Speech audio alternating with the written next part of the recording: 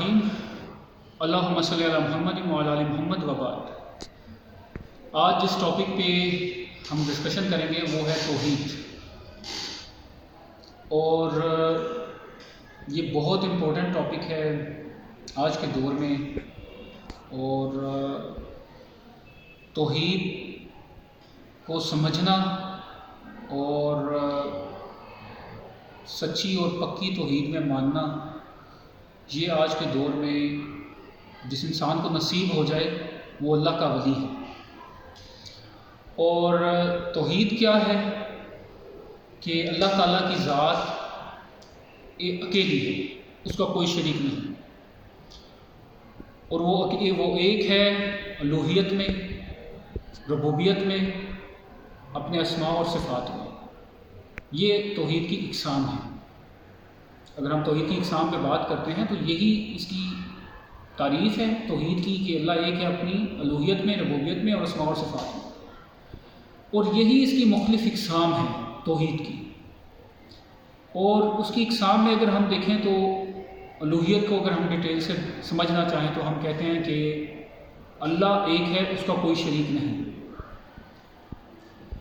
اور وہ اکیلا مالک ہے اس کائنات کا، وہ اکیلا بادشاہ ہے اس کائنات کا، المالک المتصرف فیہ، اسی کا حکم چلے گا، جو بادشاہ ہے اسی کا حکم چلتا ہے، اور وہ بادشاہ ہے اس پوری کائنات کا اکیلا، اس کا کوئی شریک نہیں، اور وہی عبادت کے لائق ہے۔ دوسری جو قسم ہے اس کی وہ ہے ربوبیت۔ توحید کی دوسری قسم ہے ربوبیت، کہ وہ اکیلا رب ہے، اس کا کوئی شریک نہیں۔ کیا مطلب ہے اس کا؟ کہ اللہ تعالیٰ اکیلا پالنے والا ہے اس پورے کائنات کو، اس پورے جہان کو۔ وہ اکیلا پالنے والا ہے، وہ اکیلا خالق ہے، وہ اکیلا رازق ہے۔ اور جو شرک ہے وہ موسٹلی ہمیں ربوبیت کے اندر ملتا ہے، کہ اگر آپ مشرکین مکہ کو، ان کے عقائد کو دیکھیں گے تو جب بھی ان سے پوچھا جاتا تھا کہ بارش آسمان سے کون نازل کرتا ہے، لَيَقُولُنَّ اللَّهُ، وہ کہتے تھے اللہ نازل کرتا ہے، یعنی کہ اللہ پہ وہ بلیو کر رہے ہیں، لیکن اللہ کی ربوبیت کے اندر ان کو پرابلم تھی۔ وہ اپنی مشکلات کا حل کن سے مانگتے تھے؟ بتوں سے۔ وہ اپنی حاجت روائی کن سے کرتے تھے؟ بتوں سے۔ مطلب وہ کسی چیز کو مانگتے ہیں تو صرف بتوں سے مانگ رہے ہیں، اللہ سے نہیں مانگ رہے، جبکہ صرف اللہ سے مانگنا چاہیے۔ وہ مانگ رہے ہیں اپنے بتوں سے، اور وہ بت کون ہیں؟ وہ رجال صالحین ہیں۔ جتنے بھی بت بنائے جاتے ہیں یہ اس قوم کی یا اس سے پچھلی قوموں کے نیک لوگوں کی مورتیاں ہیں، ان کے بت بنائے ہوئے ہیں۔ آپ ہندوؤں کو بھی دیکھ لیں، آج کے دور میں بھی تو ہندوؤں کے پاس بھی جو بت ہیں وہ آلموسٹ ان کے ہسٹری کے اندر جو نیک لوگ ہیں جنہوں نے کوئی کارنامے کیے ہیں انہی کے بت بنایا اور ان کی وہ عبادت کر رہے ہیں۔ آپ سورہ حضرت نوح علیہ السلام کی قوم کو دیکھ لیں، جنہوں نے اپنی قوم کو دعوت دی 950 برس۔ ان کی قوم بھی عبادت کرتی تھی 5 خداؤں کی، اور کیا وَدًّا وَسُوَاعًا وَيَغُوثَ وَيَعُوقَ وَنَسْرًا، 5 خدا تھے۔ وہ 5 کون تھے؟ وہ رجال صالحین تھے۔ ان سے پہلے قوموں کے نیک لوگ تھے، بزرگ تھے، جن کی انہوں نے بت بنا کے ان کی عبادت شروع کی ہوئی تھی، ان کی تقلید کرتے تھے، انہی کی عبادت کرتے تھے، انہی سے مدد مانگتے تھے۔ تو بیسیکلی ربوبیت کے اندر موسٹلی شرک ملتا ہے لوگوں کے اندر۔ رزق کے جو معاملات ہیں وہ اس میں آپ کو شرک ملے گا، یہ رزق ذرا سا کم ہو جائے تو اس میں آپ کو لوگ پھر شرک کی طرف جانا شروع کر دیتے ہیں۔ بھئی حدیث تو کہتی ہے کہ آپ کا جوتے کا تسمہ ٹوٹ جائے تو وہ بھی آپ اپنے اللہ سے مانگیں، وہ بھی آپ اپنے رب سے مانگیں، لیفٹ رائٹ آپ کو مانگنے کی ضرورت نہیں ہے۔ اولاد نہیں ہو رہی، خالق اللہ تعالیٰ کی ذات ہے، وہ چاہے تو بغیر ماں باپ کے اولاد دے دے، آدم علیہ السلام، وہ چاہے تو بغیر باپ کے اولاد دے دے، عیسیٰ علیہ السلام۔ اور ہمارے ہاں اولاد نہیں ہوتی تو ہمارا شرک وہیں سے سٹارٹ ہو جاتا ہے، ادھر جاؤ ادھر جاؤ، لیفٹ رائٹ جاؤ۔ آپ دیکھیں جانور ہے نا، جانور ہے تو اب کچھ جانور ایسے ہیں جو ایک ٹائم پہ 4 5 بچے پیدا کرتے ہیں. آپ دیکھ لیں جو ایک مطلب بہت سارے ایسے جانور ہیں، وہ کہاں جاتے ہیں؟ وہ کسی سے جا کے مانگ رہے ہیں. اللہ دے رہا ہے نا ان کو، اللہ کی ذات دے رہی ہے. اور اللہ کی ذات ایک ٹائم پہ خالق بھی ہے اور رازق بھی ہے. ہمارا رب ایسا ہے کہ وہ ایسا خالق ہے کہ وہ اسی ٹائم پہ رازق بھی ہے. جیسے ایک بچہ پیدا ہوتا ہے، اور بچہ پیدا ہوتا ہے تو اللہ نے ساتھ ہی اس کا رزق اسی ٹائم اتار دیا. لکھ تو دیا رزق کو، رزق لکھ دیا، لیکن اس کی ماں کو اس کا رزق اسی ٹائم دے دیا. دودھ بچہ پیدا ہوتے ہی اس کا دودھ پہلے سے اللہ نے جاری کر دیا، وہ وہی پیے گا.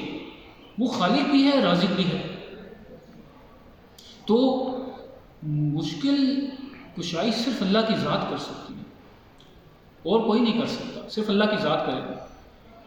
اور یہ ہمارا عقیدہ ہے کہ آپ بیمار ہیں تو شفا رب کی ذات میں دینی ہے. وسائل آپ لیں گے، لیکن وسیلہ جو آپ لیں گے، مثلا آپ کو بیمار ہو گئے ہیں، آپ دوائی کھا رہے ہیں، پیناڈول کھا رہے ہیں، تو مسلمان کا عقیدہ یہ ہوتا ہے کہ وہ پیناڈول شفا نہیں دے رہی، کھانی میں نے ضرور ہے، کیونکہ نبی صلی اللہ علیہ وسلم نے فرمایا کہ آپ بیمار ہیں تو دوائی کھائیں.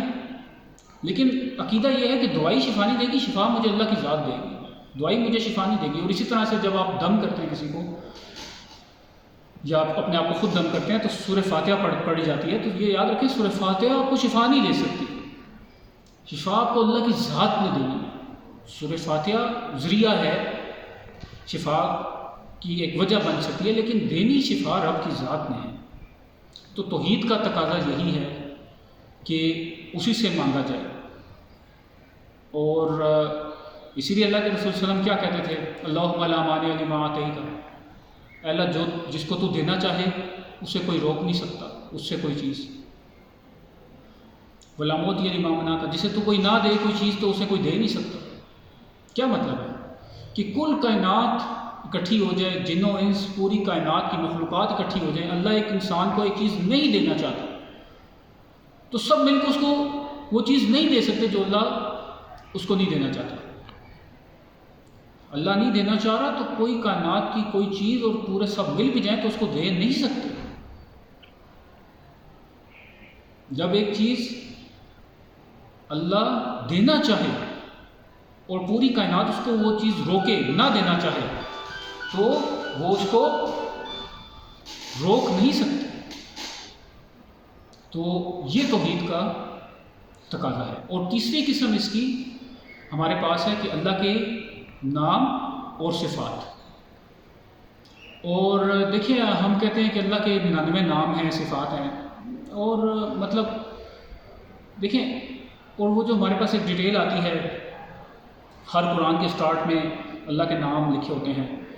دیکھیں، اللہ کے صرف اتنے ہی نام نہیں ہیں، اللہ کے صرف اتنی صفات نہیں ہیں، کیونکہ اللہ نے قرآن میں کیا کہا کہ